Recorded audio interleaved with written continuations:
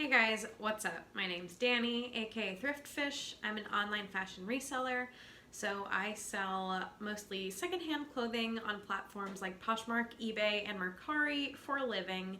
And it is 2021. We are done with 2020, and I'm sure most of us are very thankful for that. But I thought I would go ahead and do a little bit of a 2020 sales recap video for Poshmark, as that is my primary platform and the one I probably talk about the most.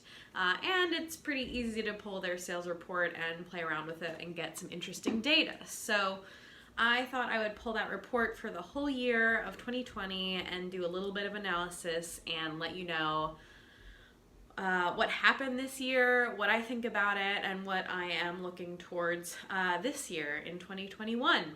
I have notes on my laptop, I have notes in a notebook, and notes in my planners. A little bit of a scatterbrain video, but I'm excited for it nonetheless. Alright, so first I want to review what happened in 2020, because a lot happened in 2020. At the beginning of 2020, I was still employed with my previously full-time employer.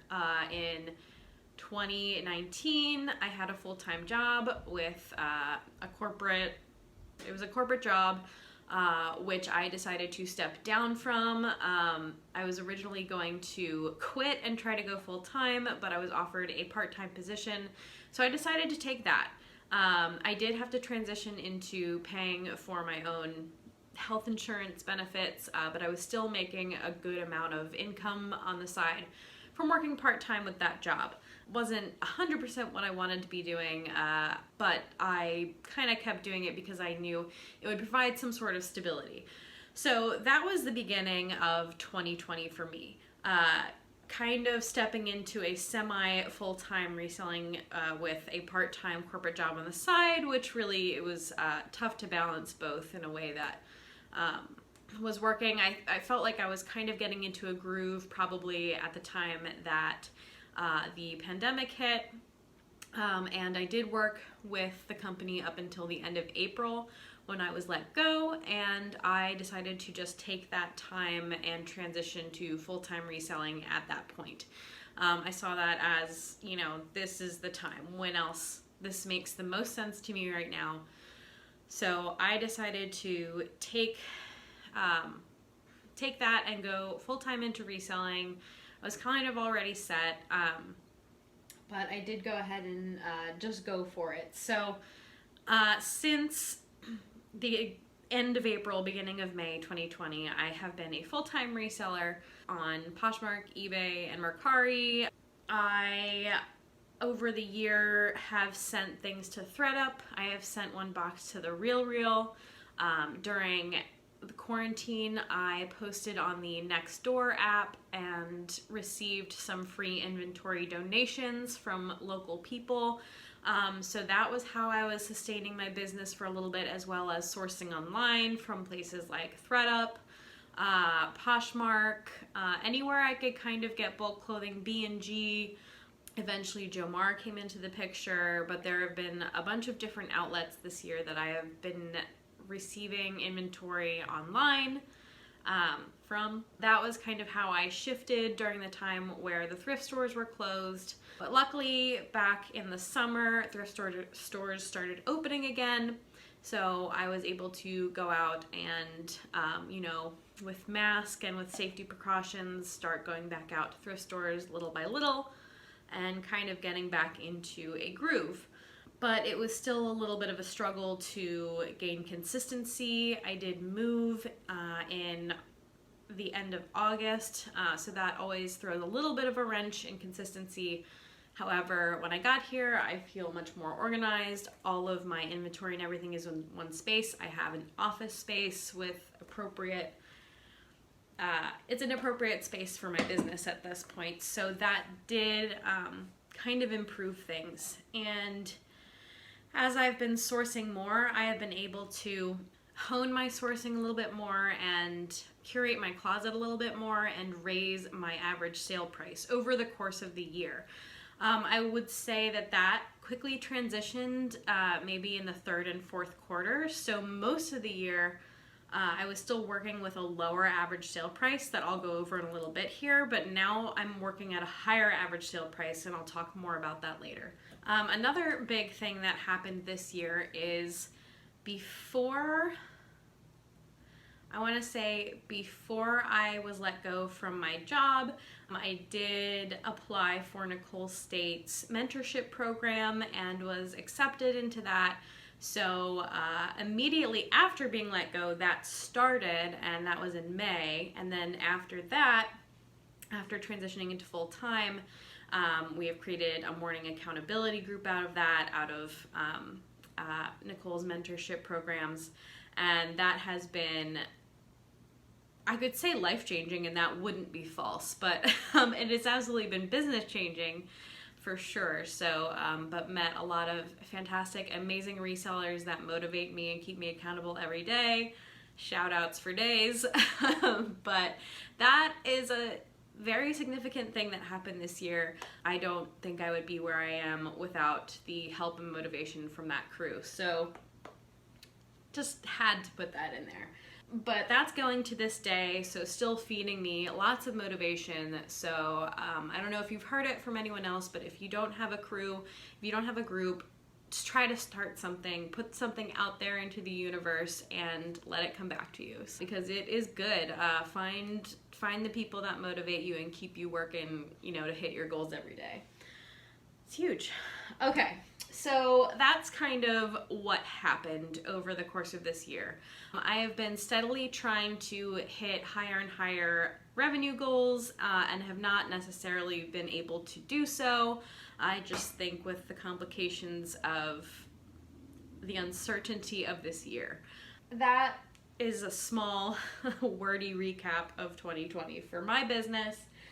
A couple changes in my business happened this year, including moving, changing my physical space, changing my inventory system. That happened before the move, but I did switch that around a little bit.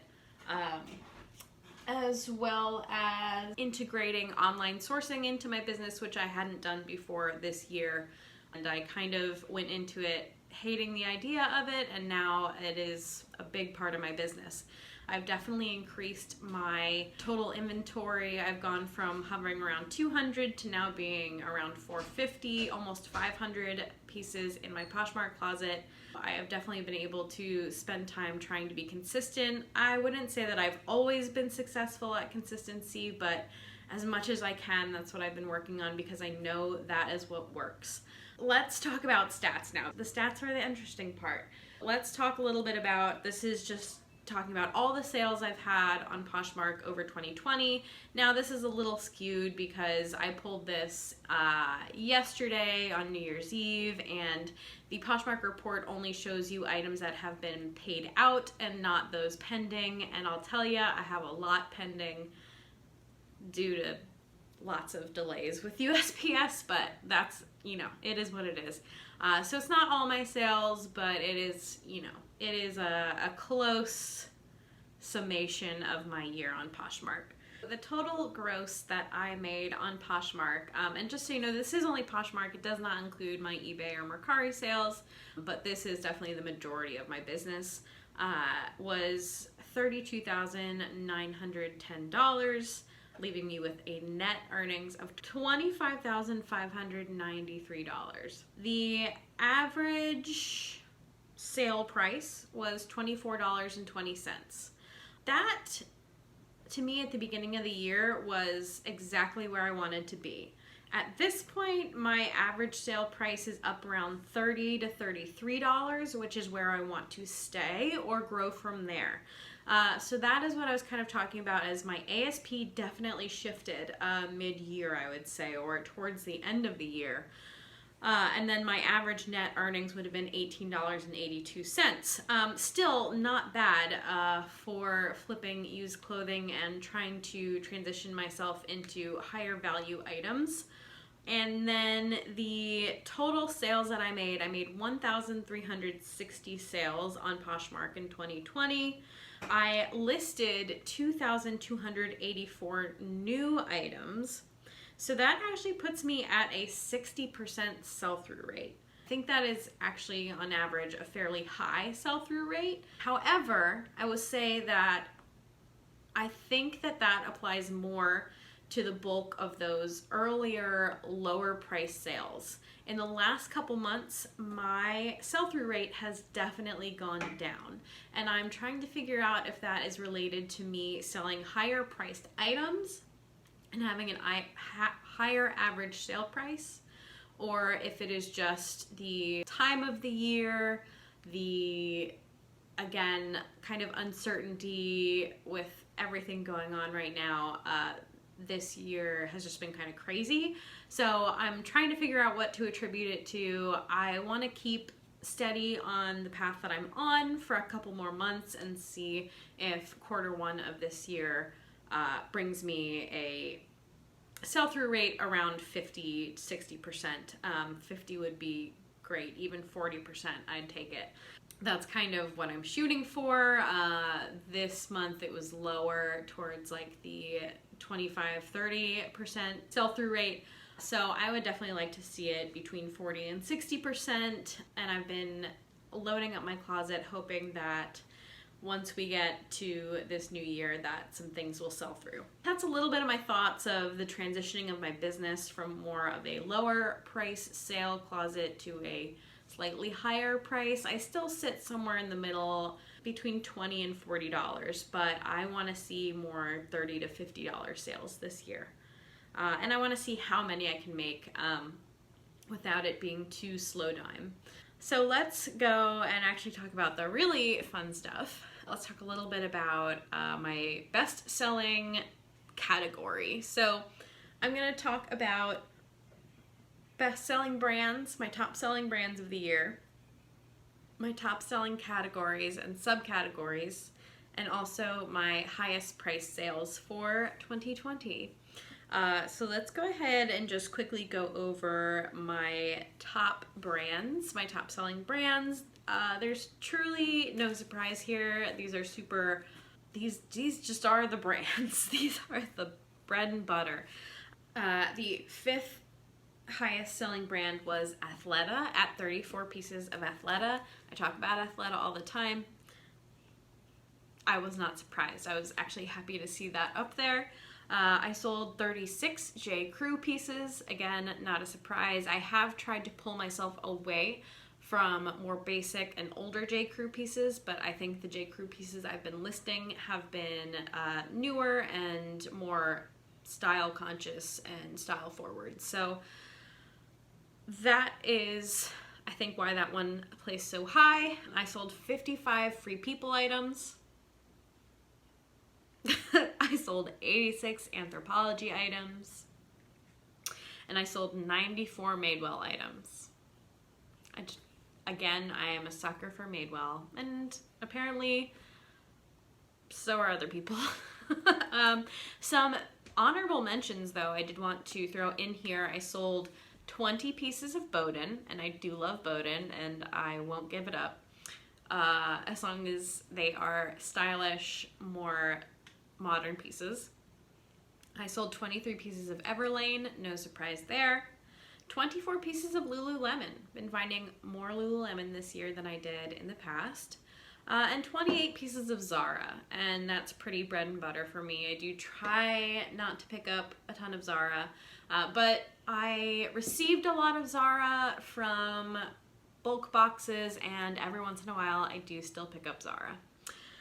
So those are my top selling brands. Let's talk a little bit about categories and subcategories. These are the numbers that are really cool to look at because it just seems like, wow, I actually saved a bulk of things from being thrown away this year. I'm going top 6. I don't know why, I just wrote down 6 of them. I sold 106 pairs of jeans. Pretty good. I sold 158 pairs of pants / jumpsuits or rompers. I sold, what's the next one? 164 sweaters. Staying cozy. I sold 222 tops. This one I love. 248 pairs of shoes went out of my door this past year. And 259 dresses. Top category was dresses. I don't really wear dresses, but I do love to sell them and source them. So, surprise, I sell a lot of dresses. Speaking of that, that's actually my top subcategory, 85 mini dresses. This one I'm going backwards for some reason. 73 pairs of sandals. Heeled, flat sandals. 67 pairs of leggings. 2020. We all gave up jeans. Except for the 106 pairs of jeans I sold. Sold 65 blouses because we still had to stay fancy on top for the Zoom meetings. 61 crew neck sweaters. And 58, okay, this one was a tie, 58 sweatshirts, still staying cozy, and 58 pairs of ankle boots. Again, I love selling ankle boots and just fall vibes, you know. So those were my subcategory highlights, and now the super fun part is my top selling items, and I'll show you on the screen here. So my top 10, I'm doing my top 10 for you. Number 10 was this gorgeous stowed dress. It did have a little bit of discoloration on it. I purchased it from the ThredUp outlet when that was still a thing, like physical location. I did pay up for it. I think I paid around $30 for it.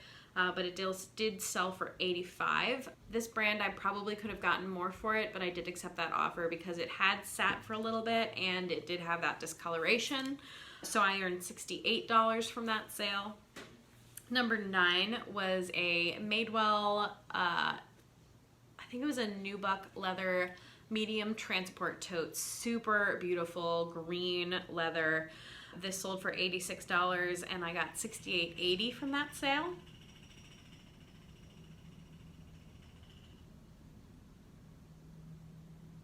The apartment started to shake. I thought there was an earthquake for a second. Is there? Or is the apartment somebody doing laundry? I don't know. Our neighbors are doing laundry. I think they're doing laundry. Okay. Number 8 was a pair of Madewell Reagan boots, and these sold for the same price, $86, and I earned $68.80. Number 7 was a Peruvian Connection coat for $89, and I earned $71 from that sale. Number 6 was a gorgeous Christy Dawn dress that I also sourced from the ThredUp outlet by the pound. That one sold for $90, leaving me with $72. Next was a Burberry dress that I found at Savers, and that also sold for $90. There looks like there's a shipping discount. I earned $65.21. Next was this gorgeous pink leather fry bag. This sold for $90, leaving me with $76. $95, if I didn't say that. Sold for $95, gave me $76. Next was an opening ceremony dress. This actually sold in a bundle, but this is how the bundle was broken down, so I'm still counting it because it was one of my favorite pieces I found. I got it from Plato's Closet with a bunch of other gorgeous, like, new with tags dresses. There was Helmut Lang, there was more opening ceremony, just this gorgeous lot of things from Plato's Closet. Sold for $106, leaving me with $85. Number 2 was an Ulla Johnson dress. Sold for $110, leaving me with $88. The retail arbitrage from Nordstrom Rack. And my number 1 sale of 2020 was a pair of Teaks. The one and only pair of Teaks I've ever found. They sold for $115, leaving me with $92. So I'm not, up in the clouds, up in the 200 crazy up there levels of finding things, but I love these high price sales up around the 100 area. These were some gorgeous pieces, some of my favorite to find this year, so reviewing them and sharing them with you has gotten me excited all over again to find incredible pieces this year. I marked off a ton of brands off of my Bolo brand list this year, despite having to stay home half the year. So good things did happen in my reselling business this year. I'm hoping for even better things this year. It's been a tough one, but reselling has really gotten me through. It's been something I've been able to focus on and hone in on. So I hope that you've had a similar experience. If not, I really hope that this year shows you the potential of what you can do with your business, as this year showed me. So I'm definitely excited. I have lots in store planned. We'll see how they go, what this year is gonna bring us, but I'm excited either way. Hopefully staying optimistic. Thoughts moving forward, like I said, just continue to list high quality items and try to kind of raise the overall value of the things I'm selling in my closet, curate more finely. Really a big goal for myself in this year is to make myself more present and in the community locally, and present myself as a business, as an entity, online and in person. So